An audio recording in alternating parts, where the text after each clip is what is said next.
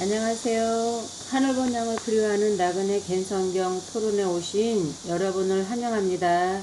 오늘 저희는 욥기 15장 6절에서 8절 말씀을 통해 율법 차원에서 바라본 복음이라는 다소 심오한 주제를 다뤄볼 텐데요. 어렵게 느껴질 수 있지만 걱정 마세요. 저희 홍성우 형제와 함께 쉽고 재미있게 풀어가 볼 예정입니다. 홍성우 형제님 안녕하세요. 예, 안녕하세요. 성경의 지혜를 나누는 홍성호 형제입니다. 오늘 욥기의 말씀을 통해 우리가 미처 깨닫지 못했던 깊은 의미들을 함께 탐구해보는 시간을 갖겠습니다. 네, 홍성호 형제님, 욥기 15장 6절에서 8절 말씀을 보면 엘리바스가 욥에게 너를 정죄한 것은 내 입이라고 말하는데요. 엘리바스는 왜 욥의 입술이 욥 스스로를 정죄한다고 주장한 걸까요? 예, 주선님 자매님, 아주 핵심적인 질문이네요. 엘리바스는 욥을 자신들보다 낮은 신앙 차원에서 바라봤기 때문입니다. 그는 욥의 고통을 진정으로 헤아리지 못하고 욥의 깊은 속마음보다는 겉으로 드러나는 그 표현만을 문제 삼았던 거죠. 즉 엘리바스는 욥이 경험하지 못한 것을 욥을 통해 보았지만 그것을 이해하지 못하고 자신의 율법적인 잣대로 욥을 판단한 것입니다. 그렇군요. 욥의 친구들은 욥의 고통을 공감하기보다는 겉모습만 보고 판단했다는 말씀이네요. 그럼 요한복음 14장 10절에서 11절 말씀에서 보면 나는 아버지 안에 있고 아버지는 내 안에 계신 것을 내가 믿지 아니하느냐라고 하신 예수님의 말씀은 엘리바스의 주장과 어떤 연관이 있는가요? 날카로운 질문이네요. 이 말씀은 성부와 성자가 하나님을 믿고 하나됨을 믿고요. 그 믿음 안에 성령을 소유한다면 나그네의 삶, 즉 무소유로 그것을 증명하라는 의미인 것입니다. 여기서 무소유란 율법적인 마음이 없는 삶을 나타내는데요. 엘리바스는 바로 이 나그네 삶의 말씀 경험이 없었기 때문에 욥의 말을 이해하지 못하고 욥을 정죄했던 것입니다. 무소유가 단순히 재산이 없는 것이 아니라 율법적인 마음이 없는 상태를 의미하는 것이었군요. 정말 새로운데요. 그렇다면 엘리바스가 욥에게 내가 제일 처음 난 사람이냐? 산들이 있기 전에 내가 출생하였느냐라고 비난한 것은 무슨 뜻인가요? 예, 엘리바스는 욥에게 네가 모든 사람보다 잘났느냐라고 그는 비꼬듯이 말했지만 이 말씀 속에는 더 깊은 의미가 담겨져 있는 것입니다. 즉, 네가 어찌 태초 안의 영생을 맛본 첫사람이냐? 육안에 보이는 만물의 믿음이 있기 전에 네가 출생하였느냐라는 질문이죠. 여기서 아버지는 말씀을 산이라는 것으로 비유를 하였는데 율법과 복음의 산을 의미하는 것입니다. 엘리바스는 욥이 하나님의 형상을 입은 첫사람이며 율법과 복음의 산이 있기 전부터 존재했던 영적인 존재라는 것을 이해하지 못했기 때문에 그런 질문을 던진 것입니다. 그럼 결국 엘리바스는 욥의 영적인 깊이를 전혀 이해하지 못했다는 거네요. 그렇다면 성경에서 말하는 첫사람 아담과 마지막 아담은 각각 무엇을 상징하나요? 네, 이 말씀은 아주 중요한 질문입니다. 첫사람 아담은 우리에게 육체를 주신 분입니다. 그리고 마지막 아담, 즉 예수 그리스도는 우리에게 신령한 정신을 주신 분이죠. 첫사람이 땅, 곧 육체를 낳았다면 예수님은 하늘 정신을 낳으신 것입니다. 우리가 예수님을 믿음으로 말미암아 영의 본능으로 부활하는 것은 바로 이 새 언약 차원의 과정이라고 할 수가 있습니다. 아, 그 첫 아담이 육적인 존재의 시작이라면 마지막 아담은 영적인 존재의 시작을 의미하는 거군요. 그럼 잠언 3장 19절에 여호와께서는 지혜로 땅을 세우셨으며 명철로 하늘을 굳게 펴셨고 라는 말씀에서 하늘 지혜는 무엇을 말하는 건가요? 예, 여기 잠언서는 솔로몬의 속담입니다. 즉 나그네 정신의 재질을 알게 하는 말씀이죠.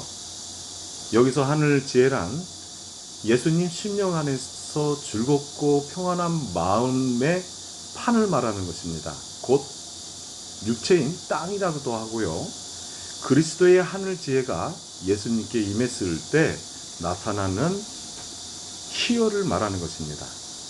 우리가 하나님의 말씀을 깨닫지 못하는 것은 육적인 본능인 욕심, 시기심, 질투심 같은 세상적 마음이 우리의 하늘 마음을 어둡게 하기 때문인데요. 이런 마음 때문에 성경이 진리로 보이지 않고 세상적인 기복의 땅으로 말씀으로만 덮여버리는 경우에는 성경을 해석할 때 땅의 것으로만 말씀이 풀리는 것입니다. 결국 하늘 지혜는 예수 그리스도의 희열, 즉 영적인 기쁨을 의미하는 것이고 우리가 세상적인 욕심을 버려야만 그 지혜를 깨달을 수 있다는 말씀이네요. 그렇다면 요한계시록 21장 2절에 나오는 새 하늘과 새 땅은 무엇을 의미하는 건가요? 네, 새 하늘과 새 땅은요, 우리 심령 가운데 예수 그리스도의 희열이 3번 이루어지는 것을 말하는 것입니다. 이 희열은 나그네의 삶으로 하늘 지혜를 통해 이루어지는 것이죠. 성경은 우리가 육체의 정신을 버리고 신령한 것으로 거듭나야 한다는 고 말하는데요. 이것을 부활이라고 하는 것입니다. 예수 그리스도의 희열 속에서 하늘의 새 생명이 탄생하는 것이 바로 이 부활인 셈이죠. 와, 새 하늘과 새 땅이 단순히 물리적인 공간이 아니라 우리 심령의 변화를 의미한다는 것이 정말 놀랍습니다.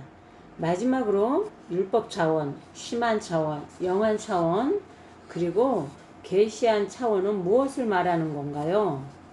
네, 이것은요, 우리가 영적으로 성장해 가는 믿음의 단계를 의미하는 것입니다. 첫 번째, 율법 차원은 가장 낮은 단계로 겉으로 드러나는 규칙과 규범에 얽매여 있는 것을 말하는 것입니다. 그리고 두 번째는요, 심한 차원인데요. 율법을 넘어선 마음의 눈으로 보이는 물질로 통하여 느껴지는 심한으로 보는 차원의 단계를 말하는 것입니다. 그리고 세 번째는 영한 차원은 영적인 눈으로 하나님의 뜻을 깨닫는 단계가 말씀 차원이라고 하는 것입니다. 그리고 마지막 계시 차원은요, 가장 높은 믿음 차원 단계로 하나님의 계시를 직접 경험하고 이해하는 단계인 것입니다. 욥의 세 친구들은 이 세 차원의 심령을 보지 못했기 때문에 율법적인 잣대로 욥을 정죄했던 것입니다. 우리가 예수 그리스도의 희생으로 율법과 심한 영한 차원을 다스릴 수 있을 때 셋째 하늘 심한 심령 안에서 욥처럼 풍성한 그리스도의 열매를 맺을 수 있게 되는 것입니다. 홍 형제님, 오늘 정말 귀한 말씀 감사합니다. 욥의 이야기가 단순한 고난의 이야기가 아니라 영적인 성장에 깊은 의미를 담고 있다는 것을 깨닫게 되었습니다. 오늘 우리는 욥기를 통해 율법적인 시각을 넘어선 영적인 이해의 중요성, 그리고 예수 그리스도 안에서 우리가 경험할 수 있는 새로운 삶의 의미에 대해 깊이 있게 살펴보았는데요. 그러면 말씀 토론을 정리해 보겠습니다. 첫째, 욥의 친구들이 욥을 정죄한 것은 겉모습만 보고 판단했기 때문이며 영적인 깊이를 이해하지 못했기 때문입니다. 두 번째로는 무소유는 단순히 재산이 없는 것이 아니라 율법적인 마음이 없는 나그네 삶을 의미하는 것입니다. 또 세 번째, 첫사람 아담은 육체를 마지막 아담인 예수 그리스도는 신령한 정신을 상징합니다.